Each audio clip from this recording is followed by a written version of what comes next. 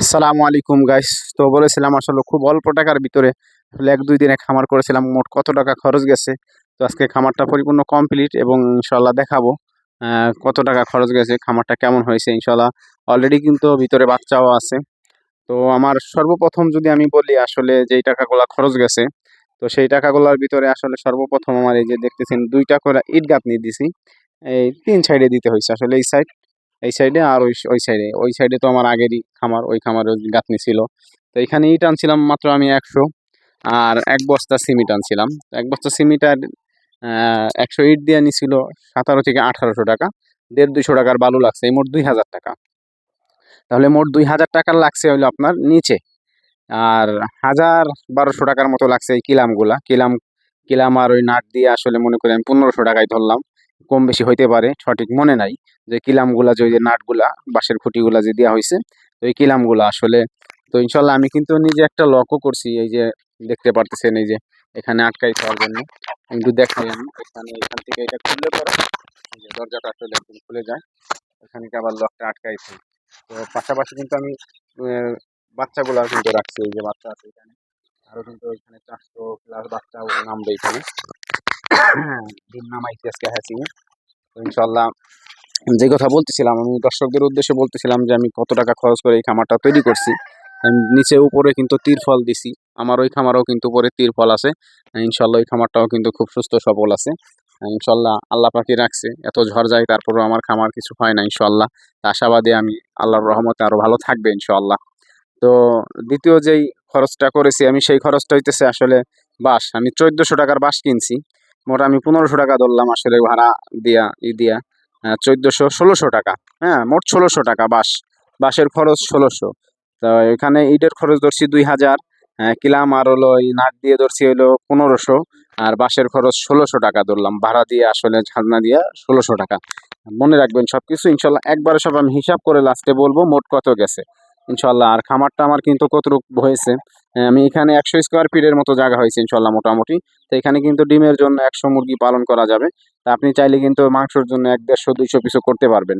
আসলে কয় টাকার ভিতরে আসলে খামারটা করে কত টাকা খরচ হয়, অনেকেই আসলে বলে যে ভাই কত টাকা খরচ হবে।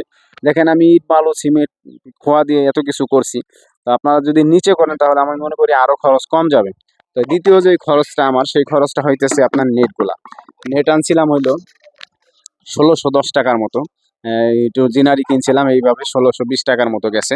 তো ধরলাম আমি ১৬০০ টাকা, একটু কম বেশি ১৬০০ টাকা ধরলাম। হ্যাঁ, মোট নেটের দাম পড়েছে ৪ সাইডে আমি নেট দিয়েছি ৩ সাইডে। আমার ওই সাইড তো আগেই ছিল। এই সাইড দরজা, এই দরজার নেটটাও একটু আগে ছিল। তো ইনশাআল্লাহ এই যে দেখতেছেন এই সাইড, ওই সাইড আর এই সামনের সাইড দিয়ে আমার ১৬০০ টাকার নেট লাগছে। তাহলে নেট খরচ হয়েছে আমার ১৬০০ টাকা। এই খামারটা করতে আমার নেট খরচ হয়েছে ১৬০০ টাকা। আর উপরে যে তিরফল দেখতেছেন, তিরফলও লেগেছে আসলে ওরকমই ১৫ থেকে ১৬০০ টাকা। ধরলাম ১৬০০ টাকা, একটু কম রাখছিল মনে হয় ২০ টাকা নাকি জানি। ১৬২০ টাকা আমার মনে হয়। ধরলাম আমি ১৬০০ টাকা, একটু কম বেশি হতে পারে ভাই। একদম ২০ টাকা, ১৬২০ টাকার মতোই, ১৬৪০ টাকা আসছিল, ২০ টাকা রাখছে। তো ১৬০০ টাকা ধরলাম।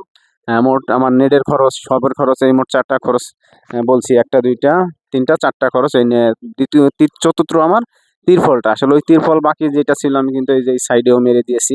এইটাই তো ১৬২০ টাকার তিরফল। আর আমার পাশে কিন্তু আসলে এই খড়ি তো আমার বাসায় ছিল। এই যে আমার খড়িগুলা এখানে আমার নিজের খড়ির হিসাব আর ধরবো না। তো চতুর্থ, পঞ্চম যে খরচটা গেছে, আমি ৩টা বাঁশ কিনেছিলাম ৩০০ টাকা দিয়ে। এই যে এই বাঁশগুলা উপরে টানা দিছি।